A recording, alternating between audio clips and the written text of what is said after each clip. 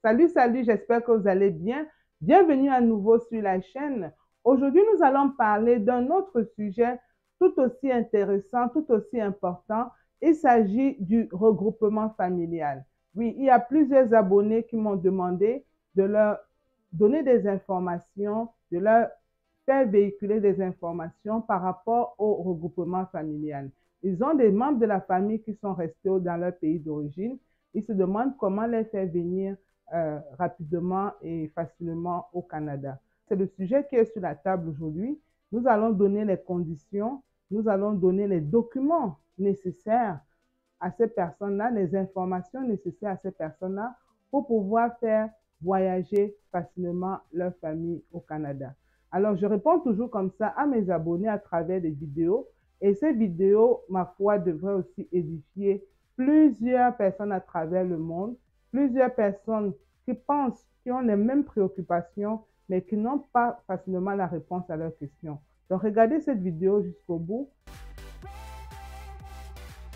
Si c'est la première fois que vous atterrissez sur ma chaîne, moi c'est Charlie Djendé, j'ai immigré au Canada il y a de cela 10 ans. Je suis aujourd'hui citoyenne et ça me fait plaisir comme ça de créer cette chaîne pour véhiculer des informations relativement à l'immigration. On parle aussi d'entrepreneuriat, on parle du développement personnel pour l'élever le mental de tous ceux qui sont dans leur projet.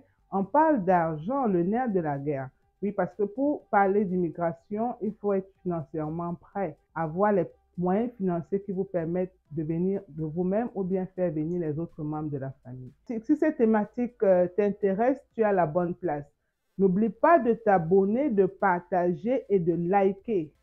Clique sur la cloche de notification, partage et like. Les pouces bleus là, c'est très important pour pouvoir référencer la vidéo à travers le monde. Alors, nous allons parler de regroupement familial. Regrouper la famille, c'est quoi? C'est faire venir les autres membres de la famille qu'on a laissés au pays, au Canada. Ça prend bien sûr de le faire à travers une démarche légale. Ça prend de le faire à travers les lois et règlements du Canada, de remplir les documents qu'il faut, les documents requis et d'être sûr qu'on est admissible déjà à faire venir son membre de la famille au Canada. Nous allons regarder tout ceci dans mon ordinateur. On va regarder étape par étape comment faire venir les membres de la famille. Soit l'épouse avec les enfants en charge, soit l'épouse seul, ou alors juste les enfants en charge seuls. Mais on regardera les différents cas de regroupement familial que l'on peut faire. Et quelle est la responsabilité aussi du garant? Quelle est la responsabilité de celui qui porte en fait le projet? D'accord? Donc, c'est tout ceci que nous allons voir dans le cadre de cette vidéo. J'ai voulu que ce soit comme un tutoriel pour que vous puissiez avoir toutes les informations nécessaires, que de juste enregistrer quelques bribes d'informations et essayer de mémoriser pour vous les envoyer comme ça là à tout vent. Non, je vais utiliser certaines stratégies dans ma communication. Donc, je vais passer par un petit tutoriel et je vais segmenter aussi cette partie en deux parce que c'est quand même assez lourd. On va regarder d'abord ceux qui sont admissibles à faire venir leur famille dans le cadre du regroupement familial.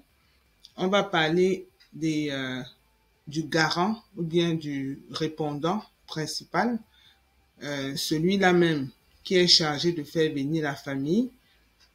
Quelles sont ses conditions? Quelles sont ses responsabilités? C'est très important. Alors, pour avoir l'information concernant le regroupement familial, on va sur le site officiel du gouvernement. Je vous ai j'ai fait un petit short là-dessus. Ça devrait être facile pour vous maintenant d'y accéder. Donc, www.canada.ca. Alright. Donc, dès que vous voyez ceci, vous êtes sûr que vous êtes sur le site. Ensuite, on va aller chercher l'information dont nous avons besoin. Donc, quand on parle de regroupement familial, c'est forcément dans l'onglet Immigration et citoyenneté. On clique là-dessus. Et pour ceci, c'est toujours bien d'avoir la trousse d'informations parce que c'est un ensemble de formulaires qu'on doit remplir. Et il faut savoir où trouver ces formulaires-là et savoir dans quel ordre est-ce qu'on doit remplir, être sûr qu'on a rempli tous les formulaires nécessaires dans le cadre de ce programme-là. Alors, on va cliquer ici tout de suite sur trouver un formulaire de demande. Donc, ça nous envoie ici, ça dit trouver une trousse ou un formulaire de demande IRCC. Donc, chaque fois que vous voulez remplir une procédure, un programme, vous voulez remplir les informations par rapport à un programme, par rapport à un projet ou bien parfois à un dossier précis, c'est toujours bien de passer par la trousse d'informations. Donc, mettons, si vous voulez venir comme visiteur et que vous voulez savoir comment est-ce que vous pouvez immigrer en tant que visiteur, demandez à avoir la trousse d'informations et comme ça, vous aurez une liste de tous les formulaires à remplir et de comment aussi faire votre soumission en ligne, si c'est en ligne ou bien sur papier. Alors, les questions comme celle-ci vous sont posées. Que cherchez-vous? Donc, ici, on cherche une trousse de demande. On ne cherche pas juste un formulaire ou une liste de contrôle. On veut une trousse de demande pour avoir l'information sur l'ensemble de la procédure au complet. Sélectionnez la catégorie. Absolument. Ici, on parle d'immigrés, visiter, travailler ou étudier. Et pour quelle raison est-ce qu'on présente cette demande-là? On présente la demande parce qu'on veut parrainer un membre de la famille. Donc, voilà plusieurs raisons qu'on peut évoquer. Mais la raison qui nous intéresse ici, c'est parrainer un membre de la famille. On va aller droit au but pour éviter que la vidéo soit longue. Donc, pour parrainer un membre de la famille, et quelle est la trousse? Sélectionner une trousse de demande. La trousse de demande parlant de membres de la famille ici, c'est que je vais répondre particulièrement aux abonnés qui ont des conjoints, des enfants à charge qui sont restés dans leur pays d'origine. Donc, si vous avez besoin d'un autre type de regroupement familial, peut-être pour les enfants adoptés et tout, laissez-moi savoir, je pourrais également faire une vidéo là-dessus, dépendamment du nombre de personnes qui posent la question. D'accord? Si vous êtes 5 à 6 personnes déjà qui font la même demande, comme dans le cas du regroupement familial, mais pour moi, ça fait absolument l'objet d'une vidéo. OK? Alright. Donc, on va obtenir la trousse. Oui, vous aurez toujours cette information, mais cliquez sur envoyer quand même. Alright. Donc, ici, vous tombez net sur les informations dont vous avez besoin dans le cas du parrainage d'un époux, d'un conjoint de fait, d'un partenaire conjugal ou enfant à charge. Et on va voir comment se préparer pour présenter cette demande, quelles sont les personnes admissibles et puis maintenant la responsabilité du répondant. Alors, préparez-vous à présenter votre demande. Nous ne vous demanderons plus les documents à l'appui originaux. Nous acceptons maintenant les copies. Vous devez toujours avoir vos originaux au cas où nous vous les demanderions pendant le traitement de votre demande. Et vous devez maintenant présenter une demande en ligne. À compter du 23 septembre 2022, il est important, obligatoire, de présenter une demande en ligne. Si vous ne pouvez pas présenter une demande en ligne, par exemple à raison d'une incapacité, vous pouvez obtenir une version de la demande dans un autre format, c'est-à-dire papier, braille ou gros caractères. Donc, il faut faire la demande pour obtenir d'autres formats. Il y a un guide complet IM 5289 qui contient des informations importantes sur l'admissibilité, les frais, la façon de présenter la demande, la façon d'éviter les erreurs courantes, comment remplir les formulaires et d'autres informations plus détaillées. Donc, je pense qu'on va passer par ce guide-là pour voir exactement comment est-ce qu'on pourrait procéder. Vos obligations en tant que répondant. Il est absolument important de savoir à quoi est-ce que le répondant qui fait parrainer sa famille au Canada doit s'attendre.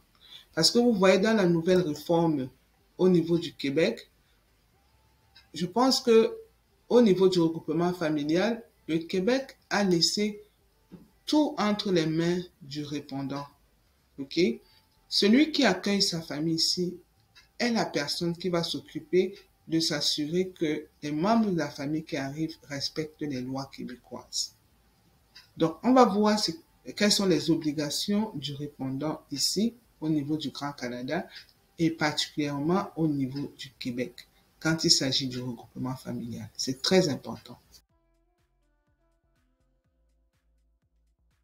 Globalement, lorsque vous acceptez de parrainer une personne, vous devez signer un engagement. Donc, on a vu un peu le détail de l'engagement, dans le cadre duquel vous promettez de subvenir financièrement aux besoins essentiels de votre époux ou de votre partenaire ainsi que à ceux de ses enfants à charge. Ces besoins essentiels sont les suivants: la nourriture, les vêtements, l'hébergement et les autres besoins nécessaires aux activités de la vie courante, les soins dentaires, les soins de la vue et les autres soins médicaux non couverts par l'assurance maladie publique. Très important. Avant de signer l'engagement, vous devez vous assurer que les personnes que vous parrainez n'auront pas à demander une aide financière au gouvernement. S'ils reçoivent des prestations d'aide sociale, vous serez tenu de rembourser les prestations reçues pendant que vous étiez légalement responsable d'eux. Vous ne pourrez parrainer quelqu'un d'autre tant que vous n'aurez pas remboursé les sommes en question. Donc, pour plus de renseignements, on demande de consulter la section manquement en matière de parrainage. Donc, on va peut-être lire ça tantôt. L'engagement, donc, est une promesse de soutien liant les parties, ce qui signifie que vous êtes responsable du soutien des personnes que vous parrainez pendant toute la durée de l'engagement. Et ce, même si votre situation change. Vous comprenez? Très important. Je lis ceci pour vous à dessein, parce que je sais qu'il y a plusieurs personnes qui ne lisent pas et qui ne comprennent pas les nuances. Ok? Donc, je prends mon temps pour faire cette vidéo pour que vous puissiez comprendre quelles sont vos obligations en tant que répondant dans le cadre du regroupement familial. Parce que c'est également ceci qui va s'appliquer au Québec lorsque la réforme sera terminée. Vous, les répondants, vous devez savoir quelles sont vos responsabilités. L'engagement ne sera pas annulé même si la personne que vous parrainez obtient la citoyenneté canadienne. Comprenez?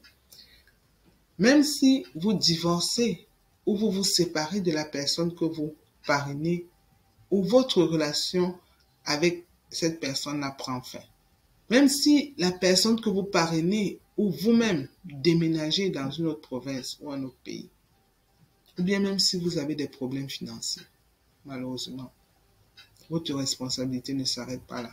L'engagement ne s'arrête pas là. Et on se demande, est-ce qu'on peut annuler quand même son engagement après approbation? Si vous changez d'avis après avoir présenté votre demande de parrainage et d'engagement, vous devez informer l'IRCC par écrit avant qu'une décision définitive ne soit prise et soumettre la lettre en pièce jointe via le formulaire web d'IRCC. L'engagement ne peut être retiré que si nous donnons nos accords. Donc, l'engagement ne peut être retiré que si l'IRCC accepte. Ça, c'est dans le cadre du Grand Canada. Quelle est la durée de cet engagement? Vos obligations à titre de répondant prennent effet dès l'entrée en vigueur de l'engagement. Si vous changez d'idée après le dépôt de la demande et l'engagement de parrainage, vous devez faire parvenir une lettre avant qu'une décision finale ne soit rendue au dossier et soumettre la lettre en pièce jointe via le formulaire web d'IRCC. Moi, je lis ça pour que ce soit clair pour tout le monde. C'est pas comme si j'inventais ou bien j'essaie de me rappeler des choses. C'est là, c'est devant moi, c'est clair. Vous pouvez vous-même aller lire. L'engagement ne peut être retiré que si IRCC donne son accord. La durée du parrainage pour les résidents du Québec est différente de celle qui s'applique au reste du Canada. Donc voilà les nuances entre le Canada et le Québec. Le Grand Canada et le Québec. Pour en savoir plus sur le parrainage d'un membre de famille au Québec, consultez les renseignements détaillés sur la durée du parrainage pour les résidents du Québec. On va y revenir tout à l'heure. Finissons d'abord pour ce qui est du Grand Canada et on va voir la particularité liée au Québec pour éviter les amalgames. Pour le parrainage dans toutes les régions du Canada, sauf le Québec, les renseignements ci-dessous vous aideront à déterminer la durée de validité de votre engagement. Okay? Donc, vous parrainez votre époux, conjoint de fait ou partenaire conjugal. La durée de l'engagement est de 3 ans à compter de la date à laquelle votre époux, conjoint de fait ou partenaire conjugal obtient le statut de résident permanent. Vous parrainez un enfant à charge âgé de 22 ans ou plus. La durée de l'engagement est de 3 ans à partir de la date d'obtention du statut de résident permanent par votre enfant à charge ou par l'enfant à charge de votre époux ou conjoint de fait âgé de 22 ans ou plus. J'espère que c'est clair pour tout le monde. Vous parrainez un enfant à charge âgé de moins de 22 ans. La durée de l'engagement est de 10 ans à partir de la date de l'obtention du statut de résident permanent par votre enfant. Donc, quand votre enfant arrive, il a moins de 22 ans, ok? Vous êtes engagé par rapport à cet enfant-là sur 10 ans à partir du moment où il obtient son statut de résident permanent. Donc, la durée de l'engagement est de 10 ans à partir de la date d'obtention du statut de résident permanent par votre enfant à charge ou par l'enfant à charge de votre époux ou conjoint de fait âgé de moins de 22 ans ou jusqu'à ce que l'enfant atteigne 25 ans, selon la première de ces éventualités. Et on dit ici, la durée de l'engagement est légèrement différente pour les résidents du Québec. On va regarder ça tout à l'heure. Et vous serez considéré comme ayant manqué vos obligations de parrainage si votre membre de famille obtient une aide financière du gouvernement pendant la durée de votre engagement. Rassurez-vous que quand vous recevez vos enfants ici, quand vous recevez vos conjoints, vos époux, qu'à un moment donné, que ces personnes ne prennent pas l'aide sociale, que vos enfants n'aillent pas à l'aide sociale. C'est encore mieux qu'ils aillent travailler au McDo que d'aller prendre l'aide sociale. Sinon, vous aurez manqué à votre engagement en tant que répondant. Comment devenir répondant dans le Grand Canada? Vous pouvez devenir répondant si vous avez au moins 18 ans. Si vous êtes citoyen canadien, une personne inscrite au Canada en tant qu'Indien au terme de la loi sur les Indiens du Canada ou un résident permanent. Vous habitez au Canada. Si vous êtes un citoyen canadien qui vit à l'extérieur du Canada, vous devez démontrer que vous avez l'intention de vivre au Canada lorsque le membre de la famille que vous parrainez deviendra résident permanent. Vous ne pouvez parrainer quelqu'un si vous êtes un résident permanent habitant à l'extérieur du Canada. Malheureusement, vous ne pouvez pas. Vous pouvez prouver que vous ne recevez pas d'aide sociale pour une raison autre qu'une invalidité. Donc, s'il arrive que vous soyez invalide à cause d'une maladie ou d'une chute, d'une fracture, et que vous êtes en invalidité, si vous êtes obligé de prendre l'aide sociale pour cela, c'est correct pour vous de faire venir toujours les membres de votre famille, mais vous devez prouver que l'aide sociale que vous prenez en ce moment, c'est parce que vous êtes invalide. Mais c'est toujours bien d'éviter ce cas-là. Vous devez également démontrer que vous pouvez subvenir aux besoins essentiels pour vous-même, votre époux, conjoint ou partenaire, le ou les enfants à charge de votre époux ou conjoint s'il y a lieu, votre ou vos enfants à charge si vous parrainez uniquement le ou les vôtres. Dans la plupart des cas, si vous parrainez un époux, un conjoint ou un enfant à charge, il n'y a aucune exigence relative à un revenu vital minimum à respecter.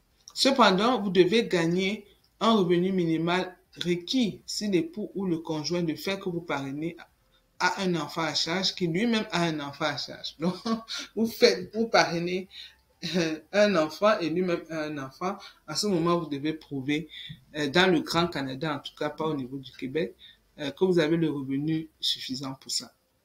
L'exigence relative au revenu est fondée sur le seuil de faible revenu annuel statistique du Canada. Ouais, il y a tout ça sur le site. Si vous répondez aux exigences de ce seuil de faible revenu, vous devez joindre le formulaire évaluation de la situation financière. Ouais. Donc, si vous avez un revenu bas, vous devez joindre ce formulaire-là à votre demande. Si vous résidez au Québec, vous n'avez pas besoin de soumettre ce formulaire, comme on l'a dit. Si vous vivez au Québec, vous devez également répondre aux exigences du Québec pour agir comme répondant.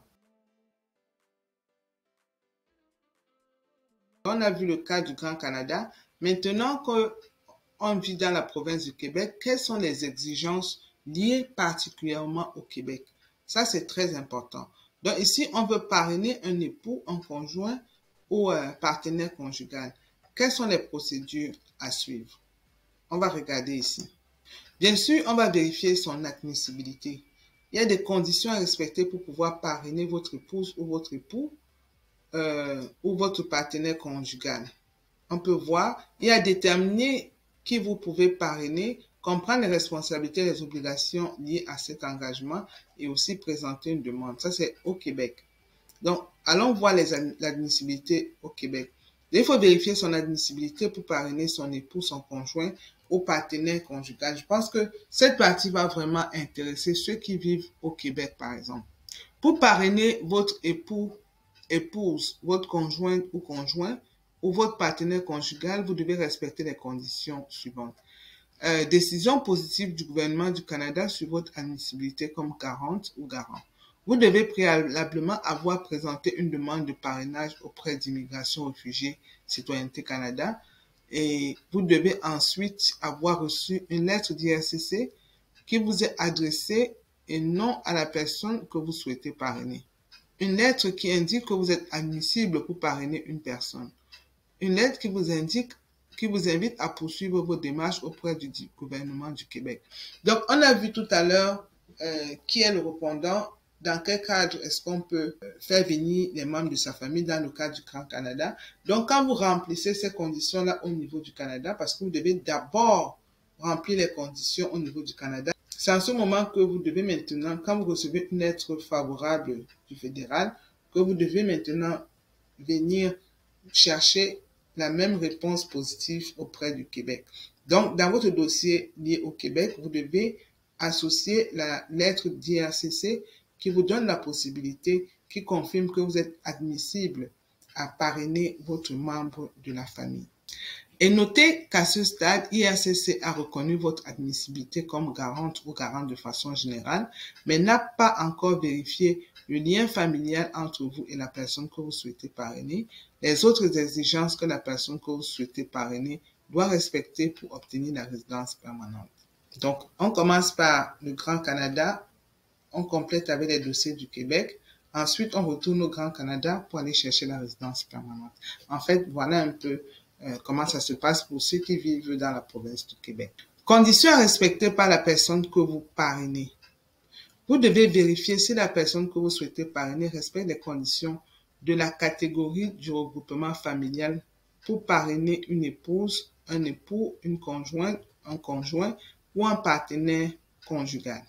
Donc, on va cliquer là pour voir les conditions. Épouse ou époux. Votre épouse ou votre époux peut être du même sexe, du sexe différent que vous. Une personne ne peut être considérée comme votre épouse ou votre époux si elle était au moment de votre mariage l'époux ou l'épouse d'une autre personne. Vous étiez au moment de votre mariage avec la personne que vous souhaitez parrainer, l'épouse ou l'époux d'une autre personne. Vous vivez séparé de cette personne depuis au moins 1 an et elle est la conjointe, le conjoint de fait ou le partenaire conjugal d'une autre personne. Ou alors vous êtes la conjointe, le conjoint de fait ou le partenaire conjugal d'une autre personne. Vous avez un engagement de parrainage qui n'a pas encore pris fin envers un autre époux, conjoint de fait ou partenaire conjugal. Mais il faut respecter ces critères-là. Vous ne pouvez pas dire que vous êtes époux-épouse si vous avez d'autres liens d'engagement.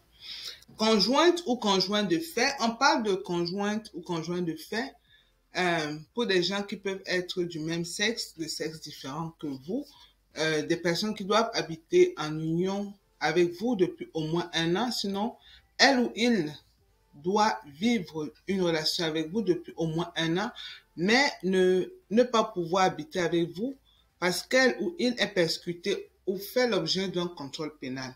Donc, une personne ne peut être considérée comme votre conjoint ou conjointe de fait si vous avez un engagement de parrainage qui n'a pas encore pris fin avec une autre personne, épouse, époux, conjoint ou conjoint de fait ou partenaire conjugal. Et si on parle de partenaire conjugal, le partenaire conjugal aussi peut être du même sexe ou de sexe différent que vous. Pour être considéré comme votre partenaire conjugal, cette personne doit habiter à l'extérieur du Canada. Donc, le partenaire conjugal doit habiter à l'extérieur du Canada, doit entretenir une union avec vous depuis au moins 1 an.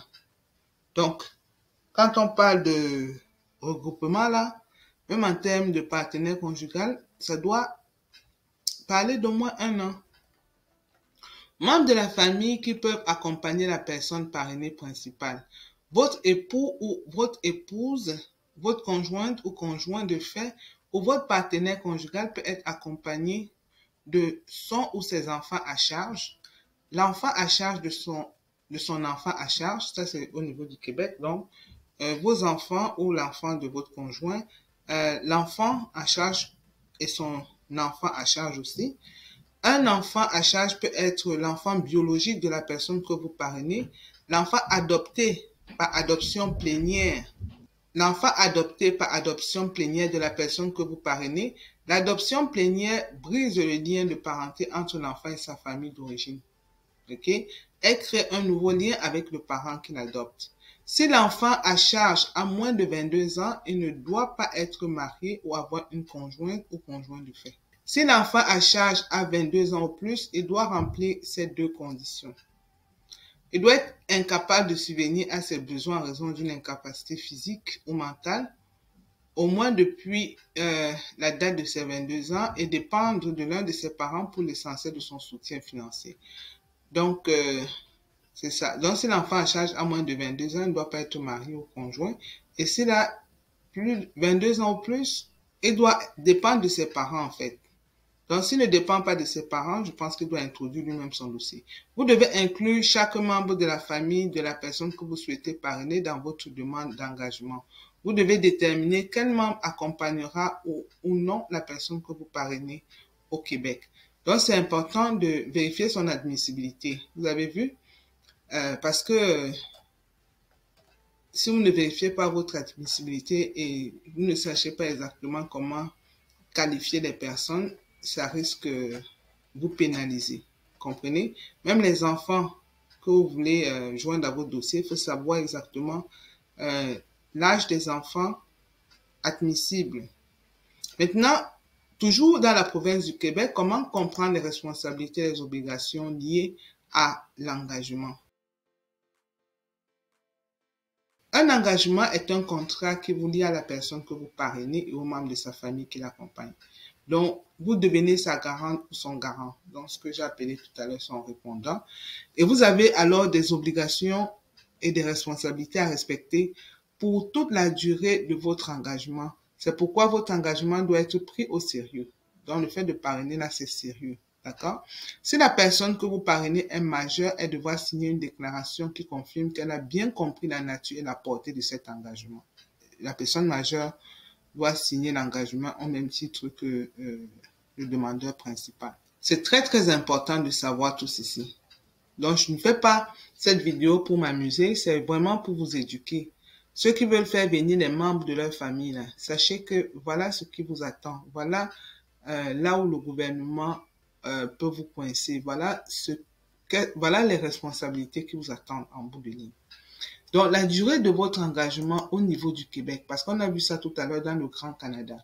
Lorsque vous parrainez une épouse ou un époux, une conjointe ou un conjoint de fait ou un partenaire conjugal, la durée de l'engagement est également au Québec de 3 ans. Si la personne que vous parrainez est accompagnée d'un enfant mineur, la durée de votre engagement envers cet enfant varie selon son âge. Donc, enfant de moins de 16 ans, ce sera minimum 10 ans ou jusqu'à l'âge de 18 ans. Tout à l'heure, dans le Grand Canada, on parlait de l'enfant de moins de 22 ans. Ici, on parle de l'enfant de moins de 16 ans. Vous voyez la nuance avec le Québec, là, il faut faire attention. Donc, minimum 10 ans ou jusqu'à l'âge de 18 ans. La plus longue des deux périodes est retenue. Pour l'enfant de 16 ans ou plus, minimum 3 ans ou jusqu'à l'âge de 25 ans. La plus longue de ces deux périodes aussi est retenue. Et vous ne pouvez pas mettre fin à un engagement une fois que la personne que vous parrainez a obtenu son visa de résidence permanente. Vous ne pouvez pas mettre fin à l'engagement. Vous devez respecter votre engagement pour toute sa durée, peu importe les circonstances. Par exemple, même si votre situation financière se détériore, nous sommes au Québec, vous vivez une séparation ou un divorce, la personne que vous parrainez obtient sa citoyenneté canadienne, vous ou la personne parrainée déménagez dans une autre province. Donc, vous devez toujours continuer à respecter votre engagement. C'est vrai qu'on a eu des cas où des personnes ont parrainé les conjoints et ainsi de suite, et puis le conjoint est arrivé ici au bout d'un an, il y a eu séparation, et puis chacun vit de son côté.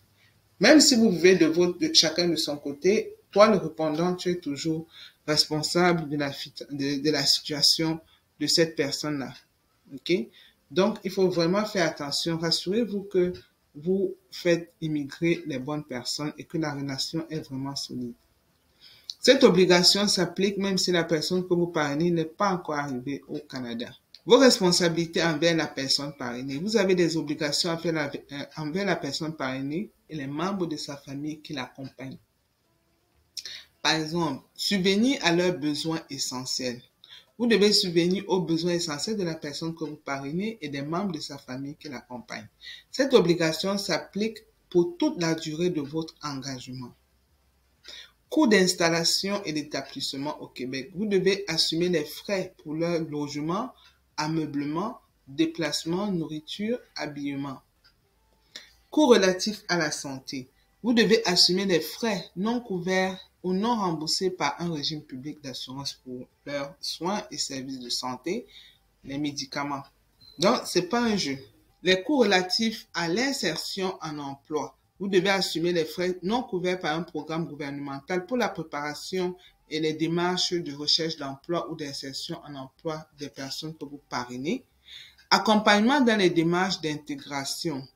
Vous vous engagez à fournir l'accompagnement nécessaire à la personne que vous parrainez et aux membres de sa famille dans leur démarche d'intégration. Donc, souvenez-vous de ce que on a dit lors de la réforme publiée par le gouvernement, en fait, le projet de réforme publié par le gouvernement du Québec, que au niveau du regroupement familial, le répondant a vraiment une lourde responsabilité. Et ce sont ces responsabilités-là que je mentionne ici pour que vous compreniez un peu l'ampleur quand je vous disais que je suis complètement saisie quand je vois que toute cette charge-là repose sur le dos du répondant.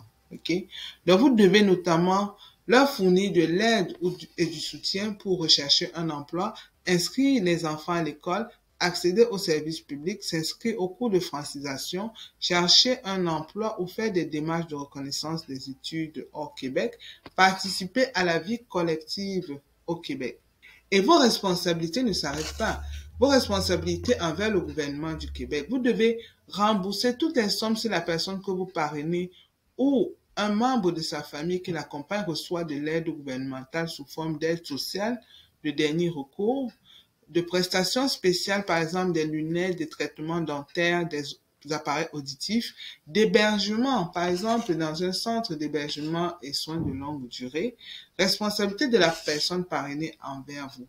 La personne parrainée doit vous informer de la façon dont ses besoins essentiels sont satisfaits, de tout changement d'adresse, de toute démarche visant à obtenir une aide financière, notamment une aide gouvernementale. Est-ce que ces personnes vont forcément le faire? Une fois qu'il y a un problème, généralement, chacun prend son côté. Et puis, voilà. Donc, voilà ce qui se passe. Et maintenant, on vous demande de présenter une demande d'engagement pour parrainer un époux, un conjoint ou un partenaire. Donc, lorsque l'IRCC vous informe que vous êtes admissible pour parrainer une personne, ça c'est pour ceux toujours qui vivent au Québec. Lorsque l'IRCC vous déclare admissible pour parrainer une personne, vous devez présenter une demande d'engagement auprès du ministère de l'Immigration, de la francisation et de l'intégration. Et celle-ci doit être accompagnée d'une demande de sélection permanente pour la personne que vous souhaitez parrainer. Une fois qu'il aura examiné votre dossier, le MIFI vous transmettra sa décision. Il la communiquera aussi à l'IRCC qui rendra une décision sur la demande de résidence permanente de la personne que vous souhaitez parrainer. Donc, voilà un peu comment ça se passe. On dit ici, préparez-vous donc à remplir les formulaires.